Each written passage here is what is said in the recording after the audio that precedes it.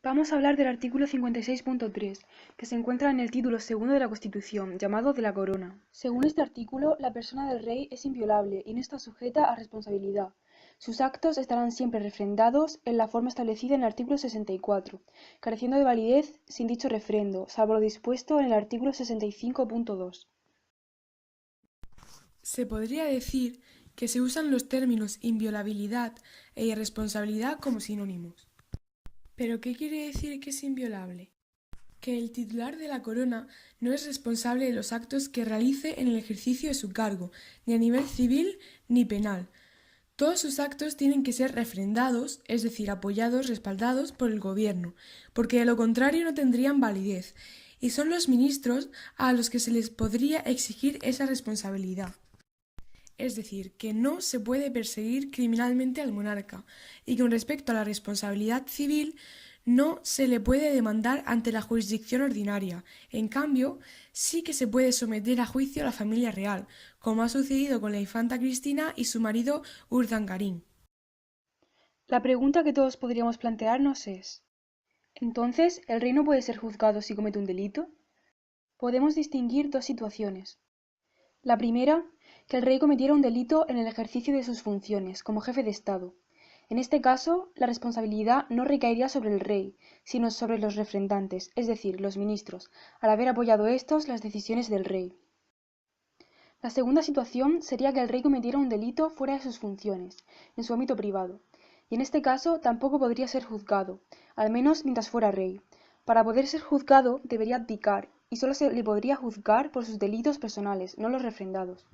Por poner un ejemplo, si el rey cometiera un asesinato o una violación, tendría que abdicar para poder ser juzgado, y aun así hay ciertos expertos que aseguran que no se le podría juzgar por los delitos cometidos durante su reinado, sino solo por los que cometiera a continuación. Respecto a la primera situación, a nivel de sus funciones de Estado es improbable que cometa un delito, ya que las decisiones del rey deben ser respaldadas por los ministros primero, y los ministros no van a apoyar una decisión que constituya claramente un delito. El rey es irresponsable de sus actos, porque nunca puede actuar solo. The king cannot act alone, como decían los británicos. Y en su lugar responderían quienes mediante el refrendo posibilitan los actos regios. Además, por lo general, todas las constituciones monárquicas, tanto españolas como europeas, establecen la regla de la absoluta irresponsabilidad del rey, reflejo del dicho británico "The king can do no wrong", el rey no puede hacer mal.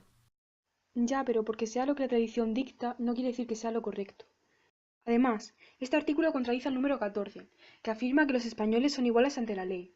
El rey, a pesar de ser español, no es igual que los demás ante la ley, porque no es responsable de sus actos, y por lo tanto se estaría incumpliendo el artículo 14. Por mucho que el rey sea el jefe de Estado, sigue siendo una persona, y si comete un error, en este caso un delito, debe pagar por ello. La figura del rey es un símbolo de cohesión y unidad del país, y garantía de su estabilidad y continuidad. Por eso tiene sentido que no se le pueda juzgar, porque esto podría hacer que peligrara ese equilibrio. Entiendo la importancia del papel del rey. Sin embargo, a mi parecer sería necesaria una reforma que aclarase la situación para que se diera la igualdad con los demás españoles, por lo menos una vez que dejara su cargo, es decir, que se le pudiera juzgar por delitos personales que haya cometido durante su reinado.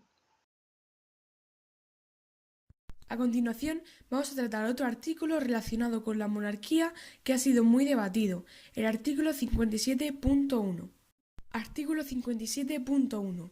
Según este artículo, la corona de España es hereditaria en los sucesores de Su Majestad Don Juan Carlos I de Borbón, legítimo heredero de la dinastía histórica. La sucesión en el trono seguirá el orden regular de primogenitura y representación, siendo preferida siempre la línea anterior a las posteriores. En la misma línea, el grado más próximo al más remoto, en el mismo grado, el varón a la mujer, y en el mismo sexo la persona de más edad a la de menos. Esta afirmación contradice el artículo número 14 de la Constitución, en el que se garantiza la igualdad de los españoles ante la ley sin que pueda prevalecer discriminación por razón de nacimiento, raza, sexo, religión u opinión.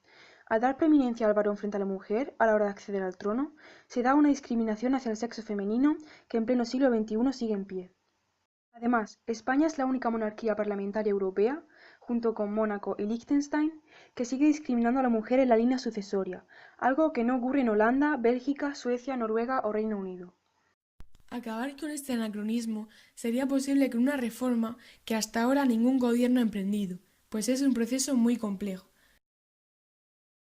Sin embargo, la necesidad de una reforma surgió cuando los entonces príncipes de Asturias esperaban su primer hijo y quería garantizarse la igualdad de sexos.